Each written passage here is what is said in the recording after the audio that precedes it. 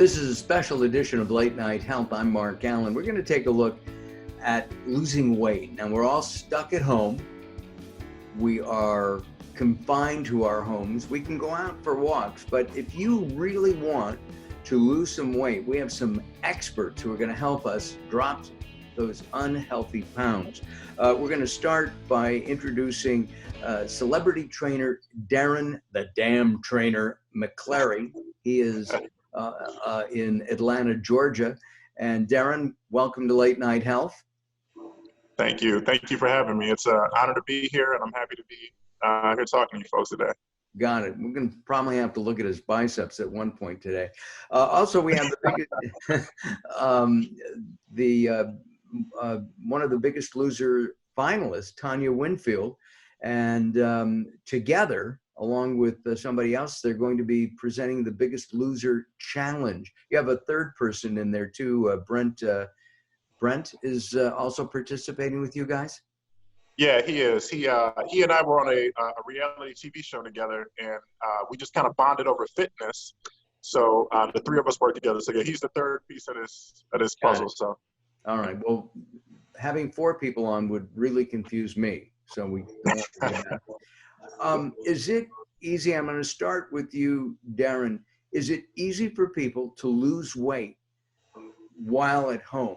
I mean, I was working out at the gym. I was really happy. I really was concentrating. And of course, the gyms are closed. In fact, the last day I worked out, I was in the gym for about 8 minutes because it just occurred to me as I was getting on the treadmill, this is a disgusting place, really. Okay. So, right? Darin, can you comment on that? Yeah, I can definitely comment. Well, I'm not going to speak to the cleanliness of these gyms. I mean, that's up to every individual proprietor. But yeah, losing weight at home is something that I can talk about for sure. So under typical circumstances, if you go to like apartment complexes, if you check out home gyms, people have these amenities at home and they're readily available. And barring a pandemic, they are the most underutilized areas in pieces of equipment in fitness in general, right?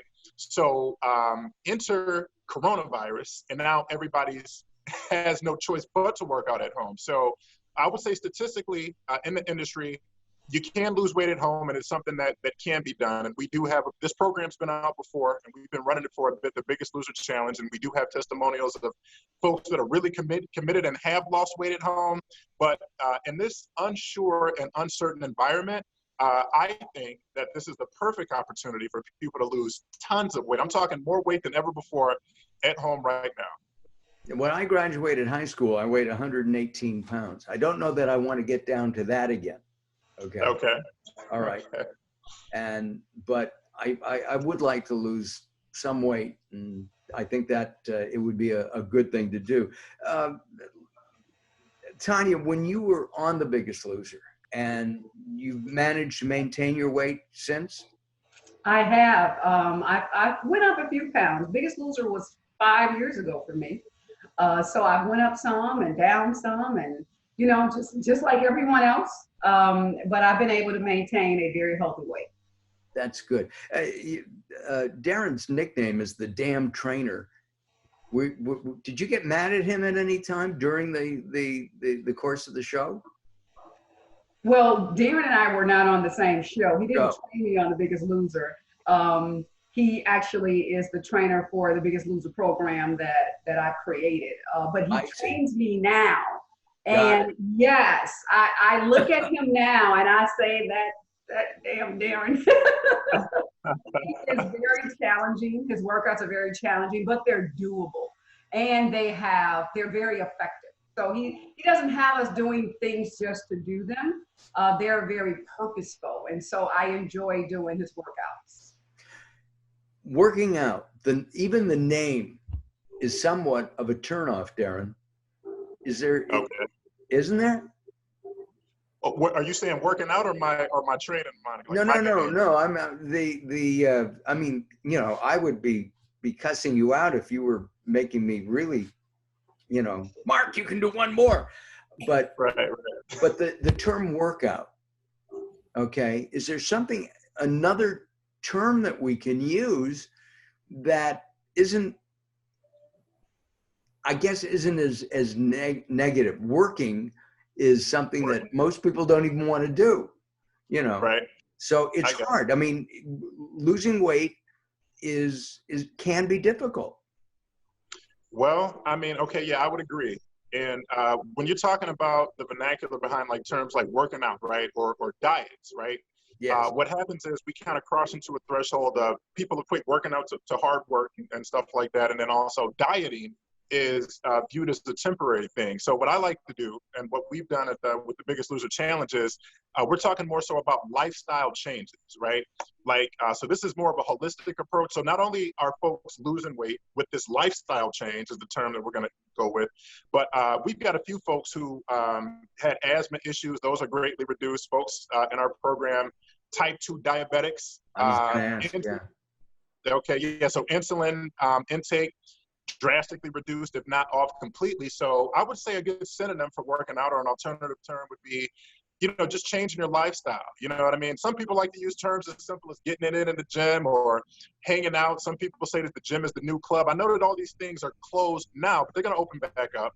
Sure. But this is us bringing this social aspect to you directly at home. So, I mean, let's just call it a lifestyle change. You know, we're changing lifestyles. I love that. And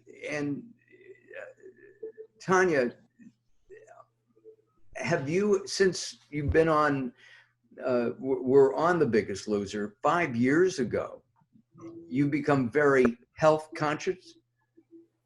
Is that?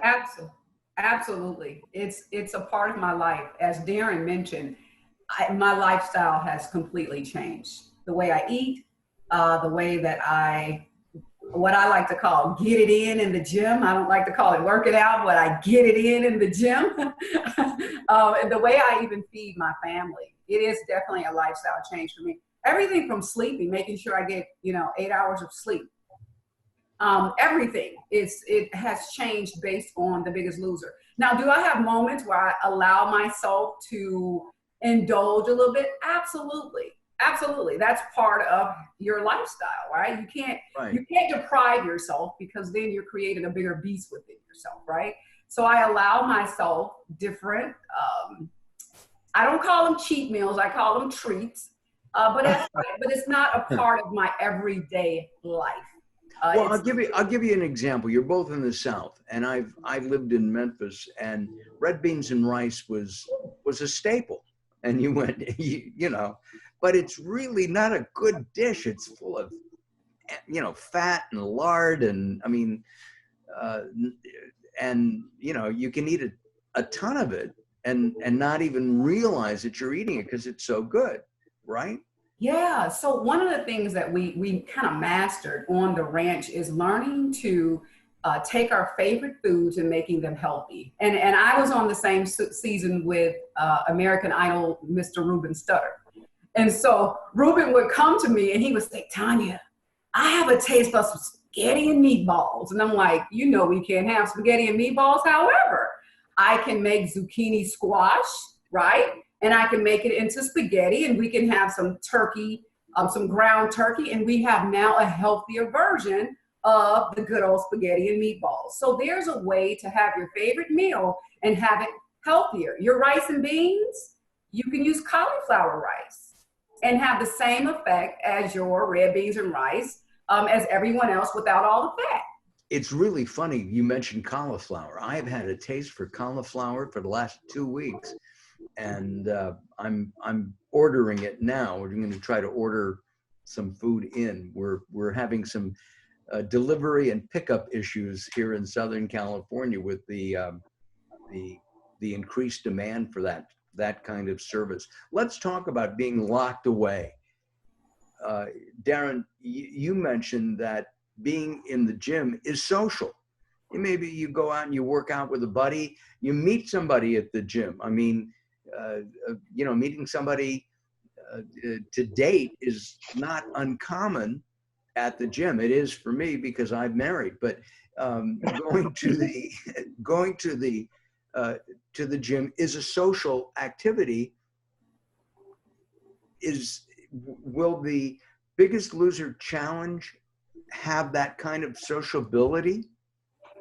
You know what? And that's a great question, Mark. And I'm actually happy you asked it. So a huge part of what we do at with our challenge, the Biggest Loser Challenge, is the community, right? So there is a network of, I'm going to be honest, it's the majority women for now. But there's a network of ladies who these folks keep in touch with one another. They're there to drive one another, hold each other accountable, check in on foods, workouts, meal plans. I mean, there's even something going on with one of our current participants in their personal life, you know, and with everything going on with COVID and a family member. And I'm inspired and motivated to just see the support that these folks have. So absolutely, to answer that question, this is going to give you, it's close, because nothing's going to trump being in person, but I think we bottled this up good enough to be a very close number 2 for folks that are looking for some kind of social interaction. What kind of weight is a reasonable amount of weight, Darin, that somebody can expect to lose on the Biggest Challenge, Loser Challenge? 250 pounds. No, I'm kidding. That's more than I weigh. No, I would say an average, say if somebody's in there for like a month, because we're really aggressive with detoxing folks out the gate, right? So we come in for the first 2 weeks, you're going to be on a strict meal plan that's going to change your palate. It's going to detox you. It's going to super get you nutrient dense, get a whole bunch of good nutrient dense foods in you. And then we're going to super hydrate you with alkaline water, right? So I would say in the first 2 weeks to a month, I mean, it's easy on the low end to see somebody lose anywhere from 5 to 10 pounds up to 15, 20, you know what I mean? In the first month. So yeah, it's definitely doable. You know, we got testimonials from participants. So I would say anywhere, depending on, but it's all about, see, Mark, this stuff is going to be kind of self-paced, right? Because I can't, as you said, you can't cuss me out because I can't yell at you in person. You know what I mean? So with this thing being self-paced, it's up to your level of dedication and up to your level of commitment. You know what I mean? So you follow this thing strictly, easily 15 pounds first 30 days. That's me putting my personal stamp on that there. So Tanya, you developed the concept, am I correct? That's correct. And let's start with, how much did you lose on the TV show, first of all? What was your high weight? So I lost 90 pounds on The Biggest Loser. You lost how much? 90 pounds. Wow. That's amazing. Yes. And it was a lot. It was intense. And so this program was really created to kind of emulate the television show, right? In the comfort of your own home. And so that's what our focus is about. It's about removing the bad foods, and it's working out. There's no secret pill. There is no medicine that you take. I am a component of healthy weight loss. It worked for me, and I believe it will work for everyone else. You know, the other day, because we're confined, my wife looked at me and said, potato chips. I know that's a nasty word to you too, but there is almost nothing better than popping that bag open of a brand new bag. And we started to do it and realized, oh my God, we're out of sour cream and onion soup mix, right? Not necessarily healthy, not something we do on a regular basis. But you talked about treats. That was a treat for us. And instead of getting 16 ounces of sour cream, we got 8 ounces. There you go. It's probably more of a mistake than anything else. But can we expect to have these special foods once in a while and still drop pounds?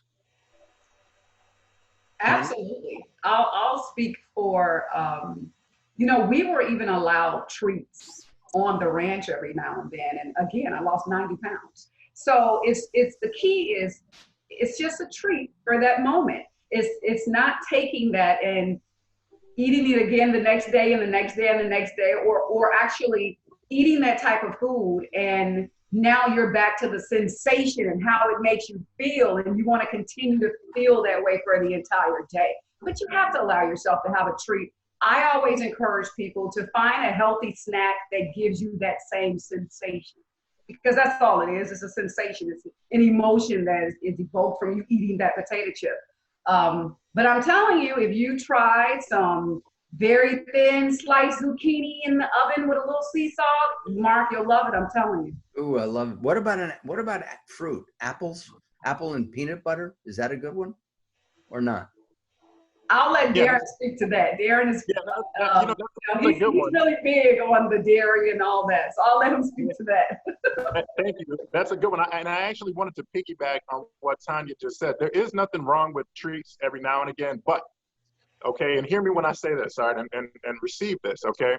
I understand COVID is doing what it's doing, but nothing is going to touch the numbers annually of heart disease. We're talking 400,000 people annually out of here. In the United States alone. I'm not counting other countries. I'm just talking about the United States alone annually. And this was when last I checked. I think it was approaching higher of 450, 500. That's 500,000 people annually a year, okay?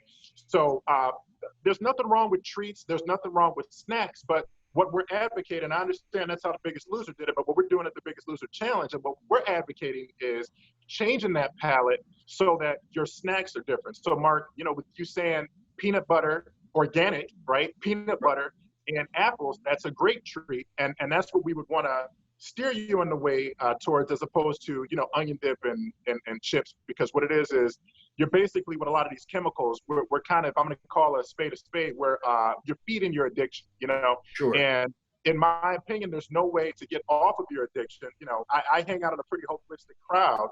And the term that a lot of these folks use is, you know, it's hard for me to even have a scientific conversation with somebody who's on junk food, because people don't even understand the effect that it has. You know, you're feeding parasites. There's a study that I'll cite that talked about the parasites in mice and how the parasites affected them to where they do risky behavior, like running around areas where there's strong cat urine, due to the fact that the parasites want to get back into the cat, which is where they live, but they infect the mouse and then get the mouse to run around the area. So if those parasites will do that to a mouse, imagine the effect that these parasites can have on human beings. So we're talking about chemical dependency. We're talking about cleaning out these parasites. We're talking about chronic illnesses. I mean, I'm not saying we're doctors, but what we're onto here is pretty revolutionary. So snacks, yes, but let's change the conversation about the kind of snacks that we're having. And, you know, let's get those snacks, but within the lifestyle that we're advocating. If somebody wants to participate, let us know what the URL is, the website is, so that they can find out more information. Tanya? Yes, the website is www.biggestloserchallenge.com. Biggestloserchallenge.com. We only have 1 minute left or so, and I wanted to ask Darin, were you ever overweight yourself, or have you always been into health? Yeah. Well, my family would say that I had a chubby face. I went vegetarian 10 years ago, but I didn't know what I was doing. So I stopped eating meat and I ate a bunch of dairy. So I ate cheese on everything. So at one point I would say I was mildly higher. I don't think I'd be considered by the American standard overweight, but I didn't look the way that I look now. Hopefully that answers the question. All right. You're going to show the ladies your bicep, or would you rather? That's happening. That's happening. Okay. That's fine. Okay. See, mine goes the other way. I'll do it on this one. Mine goes the other way. Hey, guys, thank you very much. Keep in touch. Let us know how the challenge goes, will you? Okay. Yes. Thanks, Mark. So we'll do an update of this maybe. Okay. And when does the challenge start? Or is it individual for everybody? Well, it's April 15th. We're currently in the challenge normally runs for between 60 to 90 days. What we did this time around is we're in an open enrollment due to the fact that folks can't get into the gym. So the open enrollment actually starts on the 15th. So we have 5 days until we start, but that doesn't mean that you can't get in after, since it's open enrollment. That's just when everything's going to be kicked off, you're going to get the meal plan, you get your workouts and everything like that, access to the community. So April 15th, biggestloserchallenge.com. biggestloserchallenge.com. We've been talking with Darin the Dam Trainer McClary, and we have been talking with Tanya Winfield as well. And I thank you both for spending some time with us. Look forward to an update on this in maybe 6 weeks or so, okay? That'll be wonderful. Thank you so much, Mark. All right. Thank you, guys. I'm Mark Allen. This is Late Night Health. More coming up here on Late Night Health.